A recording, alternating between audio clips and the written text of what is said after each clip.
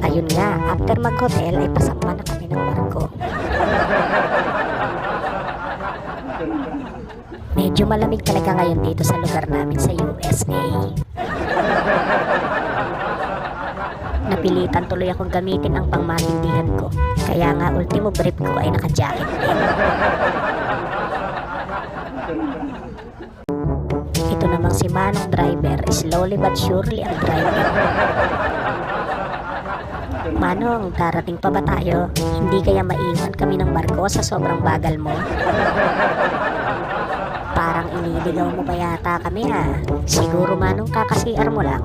Hindi ka nagmamadali eh.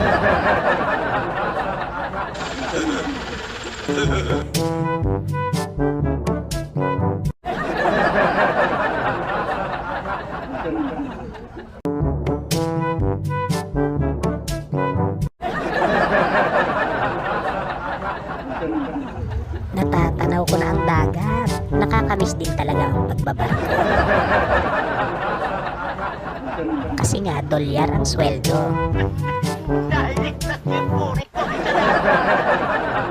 Hay, sa wakas, nakarating din.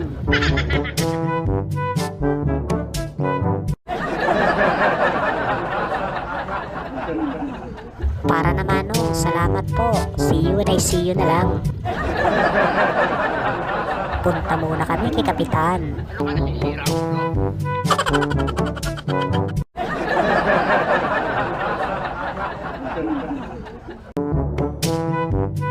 Mukhang tinaguan pa yata kami ni Tano. Dito kaya sa bridge.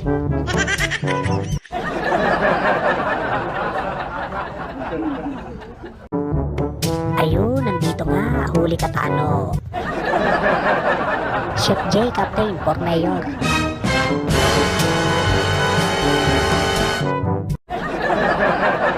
Mukhang tinginan ni Tano, tsupaping din ah.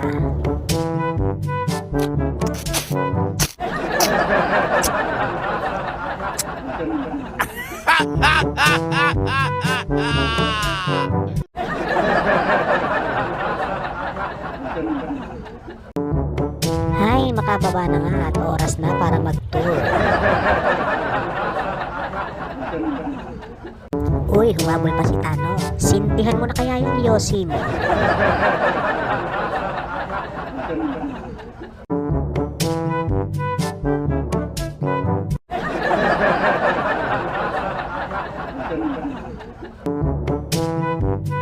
Ay, oo nga pala, surrender muna ng mga dokumento. Sorry na.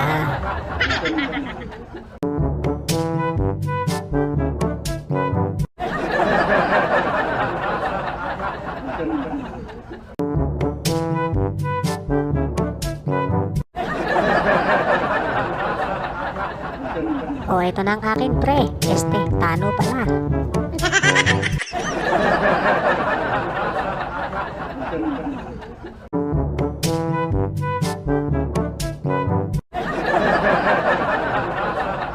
Oo, mamaya ay pagluluto kita. Magtutur lang ako tapos magbibihis.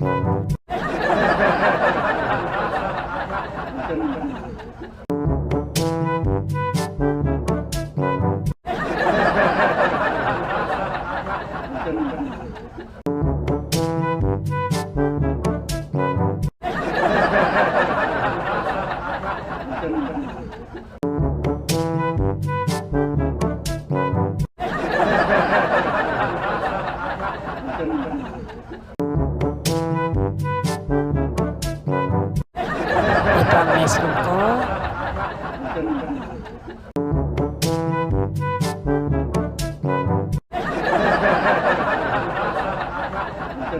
At dito naman ang gali ko.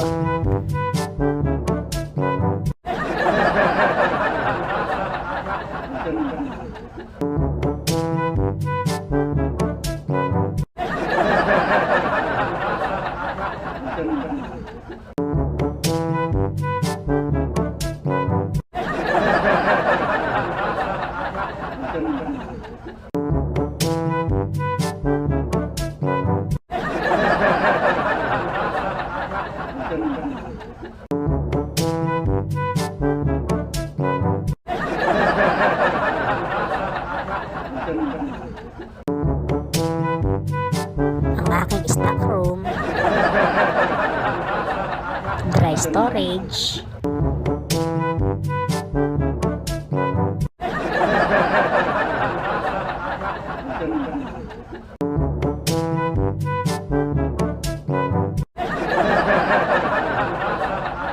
Vegetable room.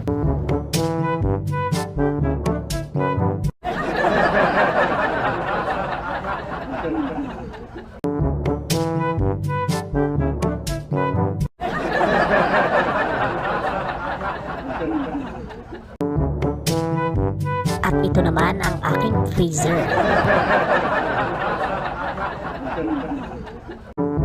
Ang comment ko lang dito ay hindi organized ang lahat ng items. Mukhang marami-raming trabaho yun ah.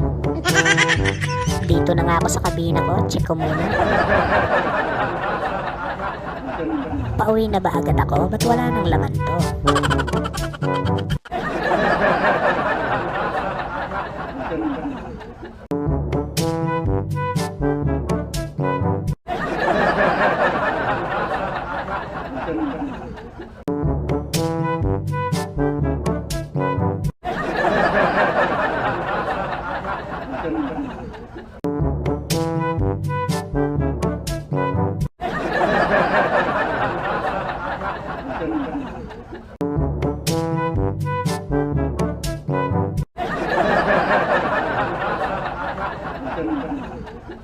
Ayos, malinis. Sana nga lang walang tiyanak dito.